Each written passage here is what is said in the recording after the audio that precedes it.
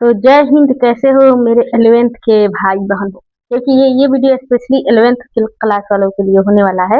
मैंने पोस्ट किया था ना कि 11th क्लास के जितने भी हैं जो आपकी पढ़ाई के दौरान जो जो परेशानियां हो रही है उसको आप कमेंट करें। तो कुछ कमेंट आया है तो उसका हम रिप्लाई दे रहे हैं, ठीक। और जिसमें से मतलब बहुत सारा कमेंट था तो उसमें से मुझे कुछ कॉमन प्रॉब्लम लगा, तो उसको पहले क्लियर कर देते हैं। तो जिसमें पहल का प्रॉब्लम तो 3-4 लोगों का आया, 3-4 का, कि 11th का एग्जाम कब से होगा। और दूसरा कि बैकलॉग कैसे क्लियर करें।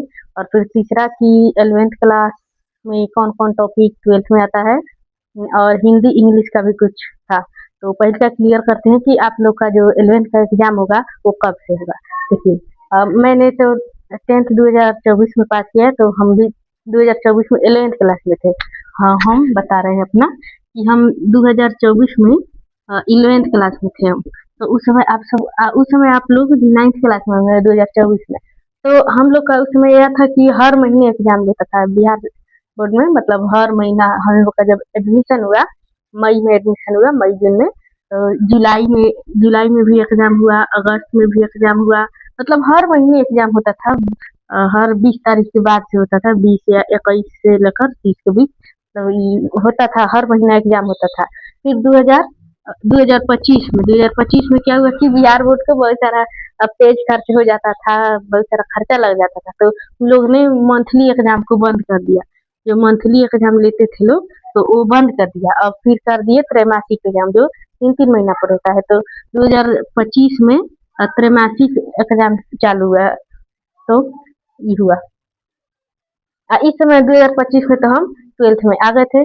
और तो देखिए, पहले तो ये तो महीना वाला तो रहने दीजिए, लेकिन अब होता है कौन सा, त्रैमासिक एग्जाम होता है। अब त्रैमासिक एग्जाम होता है, तब त्रैमासिक एग्जाम में आप लोग का एडमिशन कब हुआ है। आप लोग का 11th क्लास वालों का एडमिशन कब हुआ है। एडमिशन हुआ है आप लोग का मई में या जून तक एडमिशन हुआ।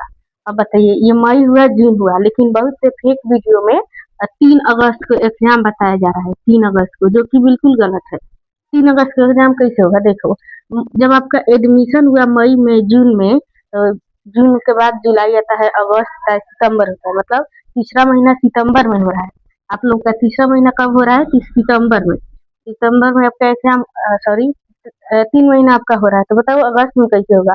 और तो आपको बता दें कि 3 अगस्त को एग्जाम नहीं ही होगा। मान लो एकदम 99% मान लो 3 अगस्त को एग्जाम आप लोग का बिल्कुल नहीं होगा। क्योंकि जब भी एग्जाम होता है तो पहले रजिस्ट्रेशन कराना होता है। तो आप लोग का रिसेंटली अभी एडमिशन खत्म हुआ है, 1-2 महीना हुआ होगा। फिर अभी आप लोग का रजिस्ट्रेशन होगा, जो कि अगस्त में आप सबका जो रजिस्ट्रेशन होगा, रजिस्ट्रेशन जिसमें आपको विषय चुनना रहता है, कौन कौन विषय होगा। जैसे तो कोई पीसीएम लेगा तो फिजिक्स केमिस्ट्री मैथ, कोई पीसीबी लेगा फिजिक्स केमिस्ट्री बायोलॉजी, आर्ट्स में, साइंस में, कॉमर्स में, जितना भी विषय लेना होगा सब रजिस्ट्रेशन में ही चुनना पड़ता है। तो पहले आप सबके विषय का पहले आप लोग का रजिस्ट्रेशन हुआ।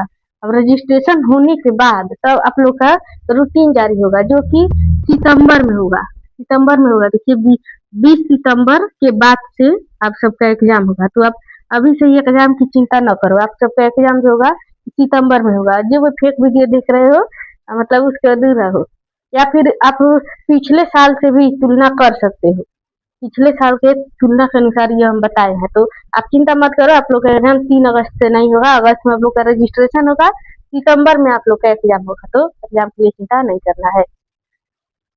ये दूसरा नंबर प्रॉब्लम आया था कि बैकलॉग कैसे क्लियर करें। अब कैसे, मतलब बहुत से सर लोग, भैया लोग, या हम भी, या आप लोग भी बहुत सारे वीडियो देखे होंगे बैकलॉग का। तो नहीं, हम बताएंगे वो हेल्पफुल होगा या नहीं, फिर भी कोशिश करेंगे कि आपके लिए हेल्पफुल रहे। तो क्वेश्चन क्या है आप लोग का, बैकलॉग कैसे क्लियर करें। बैकलॉग बैकलॉग कहते किसे हैं? बैकलॉग किसको लगता है? ऑनलाइन क्लास वाले को। जो ऑनलाइन क्लास करता है उसी को ही बैकलॉग लगता है। क्योंकि ऑफलाइन में बैकलॉग नाम की कोई चीज नहीं होती है। आप जाओगे वो हो जाएगा, जिस दिन नहीं जाओगे वो छूटा तो छूटले रह गया। तो बैकलॉग किसको लगता है? जो सिर्फ ऑनलाइन पढ़ता है उसको बैकलॉग लगता है। तो इसमें बैकलॉग क्यों लगता है, पहले ये जानिए। आपने आपका जो मान लो कितना भी क्लास का लगा हुआ, चाहे 10 क्लास का लगा हो, 20 क्लास का, 100 क्लास का, इतना भी लग जाता है। मेरा भी 12th में 55 क्लास का बैकलॉग लगा था इस बार, जो हम 5 दिन में क्लियर किए थे। तो बैकलॉग मतलब इतना लगा हुआ था। पहले ये जानो कि आपको बैकलॉग लगा क्यों, बैकलॉग किस कारण से लगता है। जब हम क्लास नहीं करते हैं, क्लास क्यों नहीं करते हैं, कुछ प्रॉब्लम हो जाता है, या फिर नेटवर्क प्रॉब्लम हो गया होगा, या फिर फैमिली इशू हो गया होगा, या फिर आपका तबीयत खराब हो गया होगा, या फिर मोबाइल खराब हो गया होगा, मतलब बहुत सारी सिचुएशन होती है, तो आपको बैकलॉग लग जाता है। तो मान लो आप लोग को इतना इतना क्लास का बैकलॉग लगा होगा, ठीक है। तो क्लियर कैसे होगा, सबसे पहले या फिर दो चीज आप कर सकते हो।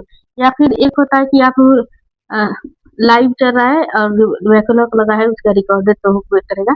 तो आप एक काम कर सकते हो, किसी चैप्टर का लाइव छोड़ सकते हो, या फिर लाइव उसको नहीं छोड़ना है, सफल लाइव क्लास नहीं छोड़ना है। जैसे मान लो कि किसी चैप्टर का समझाए, मैथ में ही मान लेते हैं, मैथ में ही मान लेते हैं, ये मैथ सब्जेक्ट हुआ, ठीक।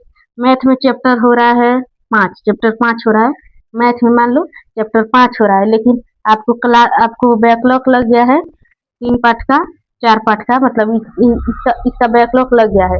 तो आपको क्या करना है, 5 क्लास का लाइव क्लास करते रहना है। 5वां पार्ट जिस दिन स्टार्ट होगा उस दिन का लाइव क्लास करना है। और जो 3-4 चैप्टर का जो बच गया रहेगा उसके लिए आपको पेज तो इतना तो आकलन नहीं होगा कि कितने चैप्टर में कितना पेज लगेगा। तो आप क्या कर सकते हो, सबसे पहले जो चैप्टर 5 चल रहा है उसका तो आप लाइव करबे करोगे, लेकिन ये छूट गया है चैप्टर 3-4, अगर आपका छूट गया है तो आप जो पेज बचा हुआ है उसमें भी एक्स्ट्रा समय निकाल कर उसको करना है। एक दिन में हो सके तो आप 10 लेक्चर करने का ट्राई कीजिएगा, 10 लेक्चर या 8 लेक्चर, फिर मतलब हाईएस्ट 10 लेक्चर तक करना, क्योंकि बैकलॉग लगा है तो बहुत बड़ी प्रॉब्लम है। आगे बहुत डिमोटिवेशन महसूस होगा, आप आगे आगे पढ़ने का भी मन नहीं करेगा। जैसे मान लो पढ़ाई हो रहा है, या फिर 5 पाठ पढ़ाई हो रहा है, फिर इसी का टेस्ट हो गया, टेस्ट हो गया और आप दे ही नहीं पाए, क्योंकि आपका ये पाठ क्लियर ही नहीं है और इसका बैकलॉग ही लग गया है। तो क्या करना पड़ेगा, आपको ये क्लियर करना पड़ेगा। तो रोज आपको 10 लेक्चर देखना है, 10 लेक्चर देखना ही देखना है। ये ऐसा सभी सब्जेक्ट में करना है, सिर्फ मैथ में नहीं। जो जो विषय में लगा है उसको यही करना है। या फिर क्या कर सकते हो कि लाइव भी करना है, या फिर आप लाइव को अगर छोड़ोगे तो और भी लग सकता है, तो आप लाइव के साथ साथ रिकॉर्डेड भी करते रहना, ऐसे बैकलॉग क्लियर कर सकते हो। ट्राई करना रोज 10 लेक्चर कंप्लीट करने का, मतलब जितना लगा हो। अगर 100 लगा हो तो ये 100, अगर 100 क्लास का लगा हो तो ये कम से कम 15-20 दिन में क्लियर हो जाएगा। ये 10-20 लगा हो तो 2-3 दिन में ये क्लियर हो जाएगा। तो आप लोग को बैकलॉग क्लियर करके रखना है, लगने नहीं देना है, क्योंकि आप आपका अगर बैकलॉग लग गया तो समझ लो आपको होगा डीमोटिवेशन, आपको आगे पढ़ने का मन भी नहीं करेगा। ठीक, तो बैकलॉग मत लगने दो, लग गया तो जल्दी खत्म करो। तो ये बैकलॉग वाला हो सकता है प्रॉब्लम का सॉल्व हो जाए, या फिर और भी तरीका देख सकते हो। हमको तो यही लगता है बेस्ट तरीका है। और देखो अपना बता रहे हैं, मेरा जब 55 क्लास का बैकलॉग लगा था, 55 प्लस क्लास का मतलब मेरा बैकलॉग लगा था, तो मैंने 3 से 4 दिन में इसको कंप्लीट कर लिया। अब उस समय ऐसा था कि उस समय क्लास नहीं हो रहा था, कोई भी क्लास ऑफ थी, सर लोग कहीं गए हुए थे, तो छुट्टी था। उस समय जब मेरा ये लगा था, मेरा इंग्लिश में लग गया था। 12th क्लास की बात कर रहे हैं, 12th में, 11th में तो लगभग नहीं, उसमें मालूम ही नहीं था कि बैकलॉग क्या होता है, हम सब क्लास करते थे। तो 12th क्लास में इंग्लिश में लगा था, केमिस्ट्री में लगा था, और केमिस्ट्री में लगा था, मैथ तो हम रिकॉर्डेड वैसे ही पढ़ लिए थे। इंग्लिश, केमिस्ट्री, एक और कोई सब्जेक्ट, हाँ बायोलॉजी, बायोलॉजी मेरा एक्स्ट्रा था। तो यही तीनों मतलब क्लास के लगा था। इसमें तो ज्यादा लगा था, इसमें इंग्लिश में और हिंदी में, इसमें तो शायद 25 गो लगा था, इसमें 20 गो लगा था, और इसमें भी कुछ था, इसमें भी 10 गो इतना ही लगा था बैकलॉग हमको। तो हम यही करते थे, इसका लाइव होता था तो हम इंग्लिश का लाइव क्लास ही नहीं करते थे, इसका हम रिकॉर्डेड ही करते थे, क्योंकि इंग्लिश में हिंदी जैसा होता है, कहानी सुनना रहता है, तो हम 3x स्पीड से देख लेते थे इंग्लिश का। मतलब हम एक दिन में 12 से 15 लेक्चर देखते थे, लाइव करते भी थे और इन सब का भी देखते थे। केमिस्ट्री का अगर 10 में था, इसका डेली 2 क्लास की 2 या 3 करते थे। और बायोलॉजी में भी सिर्फ बायोलॉजी हम उतना अच्छा से नहीं पढ़े हैं, एक्स्ट्रा था तो एक्स्ट्रा की तरह पढ़े हैं, तो इसमें भी हम मतलब कोशिश करते थे कि इतना करने का, तो इतना हम करते थे। नेटवर्क भी लगता था लेकिन इतना करते थे, तो मेरा 3 से 4 दिन में मेरा पूरा बैकलॉग क्लियर हो गया था। अब इसका सॉल्यूशन क्या है, देखिए इसका सॉल्यूशन ये कि करेंट न्यू चैप्टर का लाइव क्लासेस करना है और बैकलॉग वाले सब्जेक्ट का 10 लेक्चर देखना है। आपको कोशिश करना है 10 लेक्चर देखने का, क्योंकि मैंने देखा है तो आपको भी देखना पड़ेगा, क्योंकि बहुत दिक्कत होगा, क्योंकि आपको 11th क्लास का एग्ज़ाम भी तो देना है, तो इसलिए आपको ये देखना पड़ेगा। प्रत्येक चैप्टर में 2 या 3 लेक्चर देखना ही देखना है, नहीं तो कहीं ज़्यादा हो गया तो ऊपर ऊपर उड़ने लगेगा। तो 2-3 वीडियो देखना ही देखना है। और कुल मिलाकर 12 से 15 वीडियो होना चाहिए। और आप उसे 2x स्पीड, 2.5 स्पीड या फिर 3x स्पीड से आप क्या कर सकते हो, देख सकते हो। अगर इतना समझ नहीं आता है तो 1.5 स्पीड में भी आप देख सकते हो, लेकिन ये फर्स्ट में नहीं देखना है, नहीं तो बहुत ज़्यादा टाइम वेस्ट होगा। तो इतना स्पीड में आप देख सकते हो, तभी क्लियर होगा। मेरा ऐसा था कि हम 3x में भी समझ लेते थे, तो इसलिए मेरा क्लियर हो गया।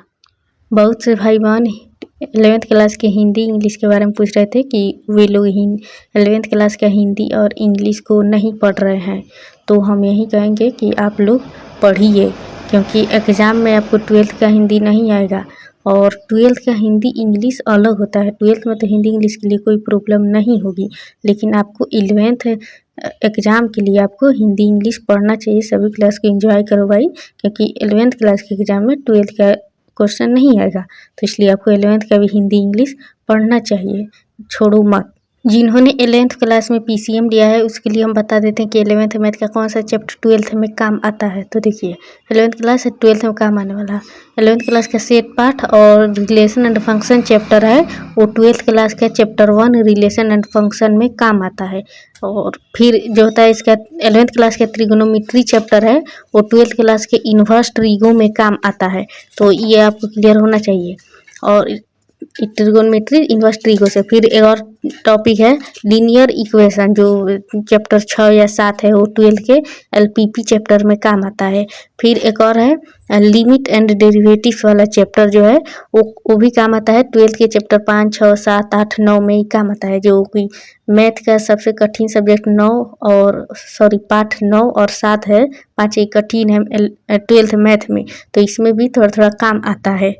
देखिए मुझसे 11th क्लास का 3D चैप्टर जो था कि छूट गया था, तो उसको भी पढ़ लेना, क्योंकि वो 12th क्लास के चैप्टर 10 और 11 में काम आता है, तो क्लियर होना चाहिए। तो इतना। तो अब बारी आती है सभी के कमेंट का रिप्लाई देने की, ठीक है। बैकग्राउंड से इग्नोर करो, बैकग्राउंड को हम छत पर बनाने के लिए इधर थोड़ा अच्छा नहीं दिख रहा था, मतलब अंधेरा दिख रहा था, तो इसलिए हम सोचे छत पर ही आ जाते हैं, तो छत पर बनाए।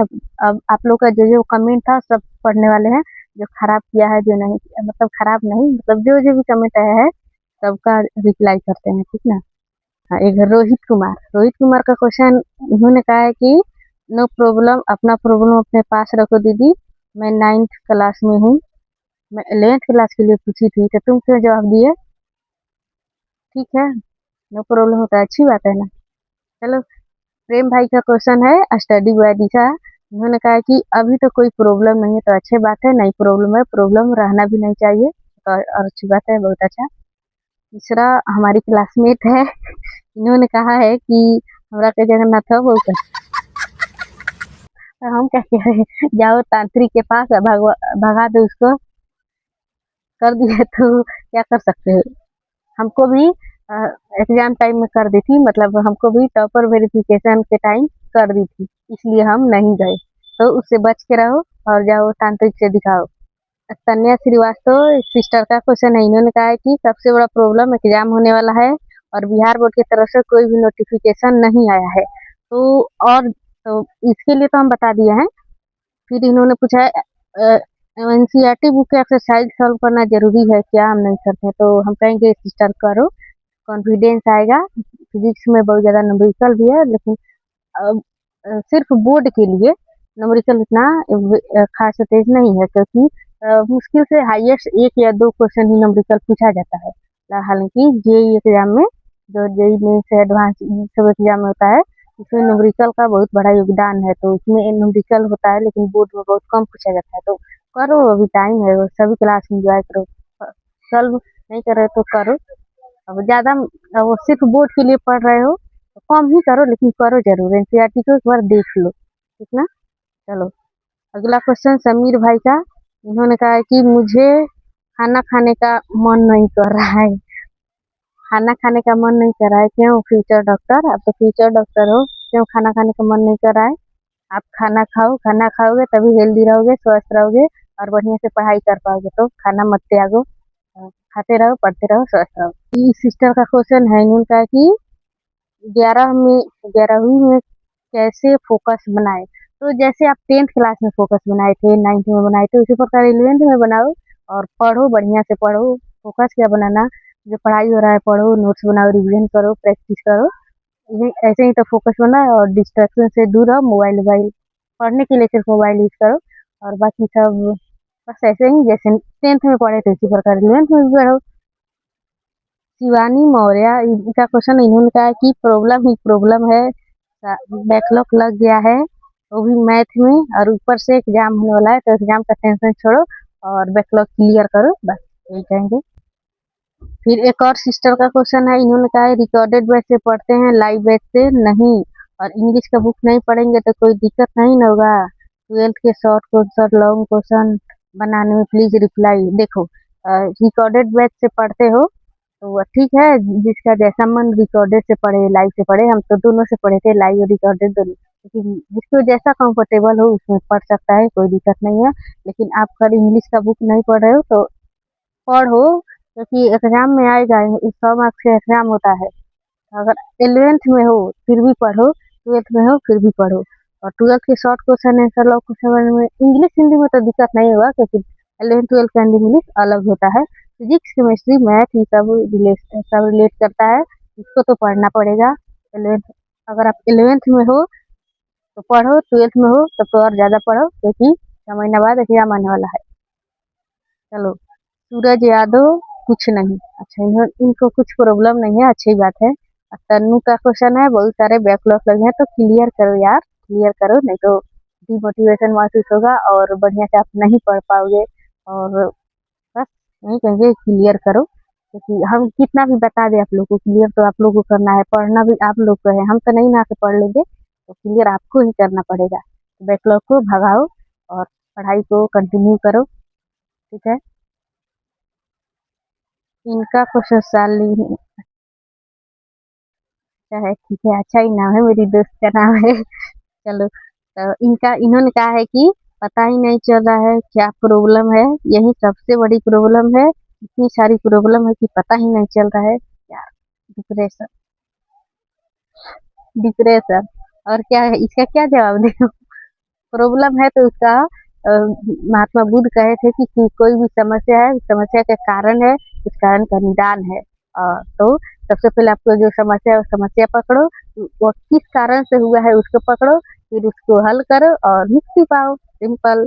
अभी मूवी, ये कौन सा नाम है? तू सोला हो का, सोला आई, हाँ सोला आई आ गई। प्रियांशी, इन्होंने कहा बैकलॉग और रो रही है, तो क्लियर करो यार, क्लियर करो।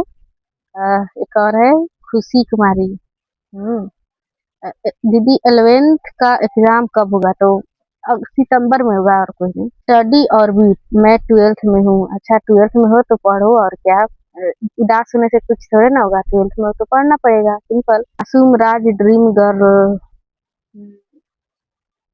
सिस्टर मैं तो यूपीएससी एस्पिरेंट हूँ, इससे बड़ी दिक्कत क्या हो सकती है मेरे लिए? आप यूपीएससी एस्पिरेंट हो मतलब आप हमारे सीनियर हो, तो आपको प्रणाम। आप यूपीएससी एस्पिरेंट हो तो इसमें दिक्कत वाली क्या बात है? देखिए आपने बहुत बड़ा one of the hard exam तो चूज किया है, मतलब बहुत कठिन एग्जाम है भारत का, तो इसे दिक्कत क्या है इसमें? हाँ, ये तो सबसे बड़का है। बड़े बड़े लोग मतलब बहुतों को बर्बाद कर देता है, आर्थिक रूप से भी, मानसिक रूप से भी। हम कहेंगे सबसे पहले आर्थिक रूप से मजबूत होना है खुद को, और उसके बाद इसमें लगिएगा तो ठीक रहेगा।